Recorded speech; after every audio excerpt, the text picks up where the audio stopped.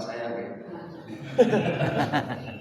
Tapi itu adalah teks dalam Al-Quran, artinya ada sebagian yang itu diberikan diwakafkan untuk umat Islam, tapi juga sebagian diinvestasikan untuk masa depan keluarganya. Nah, Sa'ad bin Abi Waqqas itu adalah salah satu sahabat Rasulullah yang sudah melakukan internasionalisasi Islam di Cina.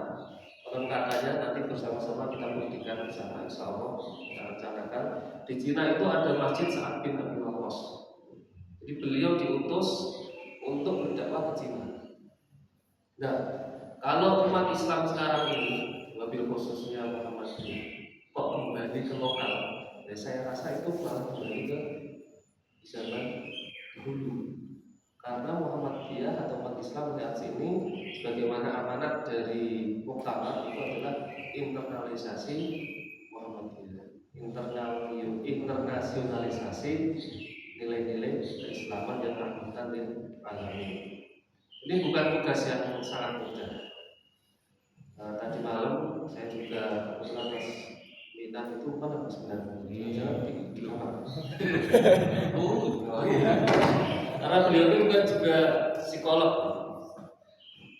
Beliau juga mendalami ilmu konseling. Saya tanya, tantangan kita ke depan untuk anak-anak kita itu bahaya tentang adanya LGBT. Mereka kaum LGBT itu jor-joran anggarannya untuk menginternasionalisasikan nilai-nilai. Bagaimana kita harus menerima mereka, harus memaklumi mereka, menganggap mereka itu wajar, setara dengan kita. Itu salah satu tantangan yang sangat-sangat nyata. Nah, kalau kita pada saat ini hanya berdiam diri, ya mohon maaf nanti yang terjadi apakah azab yang diturunkan oleh kaumnya Nabi Lut yang durhaka itu, bukan yang beriman tapi yang durhaka, apakah akan terulang lagi? Karena luar biasa itu apa itu namanya gerakannya. Nah, kembali kepada visi tadi bahwa kepemimpinan itu menjadi sangat penting sekali, sangat urgent, khususnya bagi kita semuanya. Dan kalau boleh menyimpulkan, sebenarnya ada 4 itu yang harus kita miliki untuk menghadapi masa depan, yang harus kita lakukan mulai dari sekarang. Yang pertama adalah skill kepemimpinan atau leadership skill. Kemudian yang kedua itu adalah innovation skill atau skill inovasi. Kemudian yang ketiga adalah skill filantropi atau kepedulian kepada sesama manusia, terutama yang terzalimi atau yang duafa. Kemudian yang keempat itu adalah skill mendamaikan dan menyelesaikan konflik. Karena ini kultum, maka saya mungkin hanya ada di yang pertama. Karena setelah ini ada 6 ya Mas. Tidak boleh panjang-panjang. Ini sudah lebih dari 10 menit ya. 13 menit. Yang pertama adalah kepemimpinan. Kalau kita belajar kepemimpinan, yang paling ideal itu salah satu adalah dari Rasulullah Muhammad SAW. Bagaimana beliau memimpin itu digambarkan dalam Al-Quran. A'udzubillahi minasyaitonirrajim. Bismillahirrahmanirrahim. Fabima rahmatin minallahi linta lahum walau kunta fadlan ghalidhal qalbi lanfaddu min hawlik fa'fu anhum wastaghfir lahum wa syawirhum fil amr fa idza 'azamta fatawakkal 'ala Allah innallaha yuhibbul mutawakkilin. Itu di surat Al-Imran ayat 159. Maka berkat rahmat Allah, engkau Muhammad berlaku lemah lembut terhadap mereka. Seandainya engkau bersikap keras dan berhati kasar, tentulah mereka akan menjauh dari sekitarmu. Oleh karena itu, maafkanlah mereka, mohonkanlah ampunan untuk mereka, dan bermusyawarahlah dengan mereka dengan segala urusan yang penting. Kemudian apabila engkau telah membulatkan tekad, bertakwalah kepada Allah, sesungguhnya Allah mencintai orang-orang yang bertawakal. Tapi ini tidak bisa letter tekstual langsung kita ambil berlemah lembut kepada siapapun ya. Tentu ayat ini turun setelah rangkaian proses dakwah Rasulullah SAW, bahwa dakwah efektif itu bukan dengan peperangan, tapi dengan menjaga melembutkan hati. Hati yang lembut itu bukan berarti sikap yang lembut. Hati maksudnya adalah kita membawa visi rahmatan lil alamin.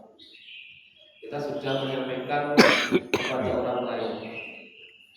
Kemudian kepada para lawannya pun Nabi Muhammad juga dianjurkan dalam ayat ini untuk melakukan musyawarah. Tentu kalau di konteks yang di Indonesia ini, wakil posisi yang di Salatiga, seharusnya tidak ada lawan, seharusnya, karena kita ada dalam situasi yang sangat damai. Kecuali di Palestina, musuhnya jelas, Zionis gitu. Nah, itu kan tidak bisa kalau kita berlemah lembut. Tapi kalau di Salatiga konteksnya sangat damai, di Semarang konteksnya sangat damai, maka berlemah lembut kepada orang lain yang akan kita berikan informasi mengenai Islam ini, maka saya kira itu adalah yang tepat. Kemudian yang kedua, untuk menjadi pemimpin itu membutuhkan keahlian untuk menerjemahkan masa depan. Ini yang barangkali besok di Baitul Arqam yang akan datang itu ada tantangan lakukan 100 tahun yang akan datang. Nah, itu Pak.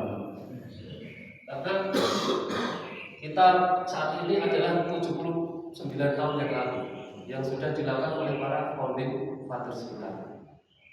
79 tahun yang lalu Bung Karno, Bung Hatta dan lain-lain sudah merumuskan ini kalau nggak merdeka hari ini, maka Baitul Arqam Medium Salatiga itu nggak akan terlaksana.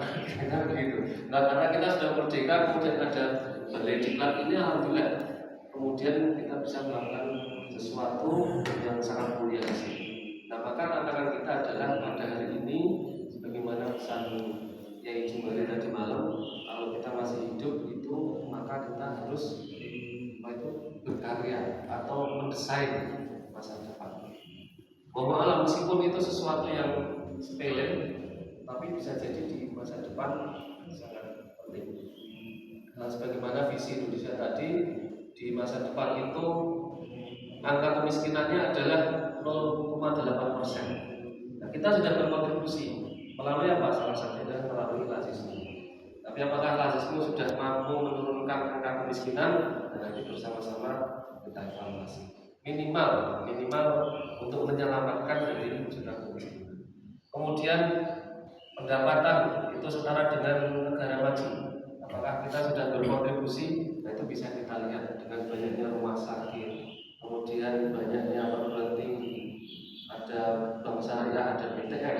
Saya kira itu termasuk salah satu kontribusi kita untuk menyambut negara kita setara dengan pendapatannya dengan negara maju. Nah, kalau kita hari ini berpangku tangan, tidak membuka lapangan pekerjaan, tidak menciptakan tenaga kerja, angkatan kerja yang produktif, maka visi Indonesia Maju 2045 jauh dari mana. Bapak Ibu jamaah rahimahullah, kiranya itu yang dapat kami sampaikan pada kesempatan pagi hari ini.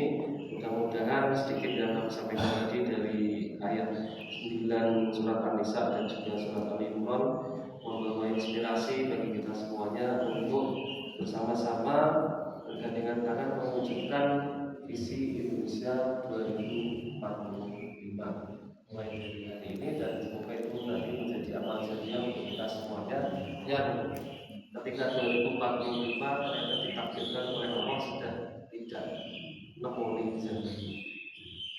Mudah-mudahan sedikit yang kami sampaikan ini bermanfaat.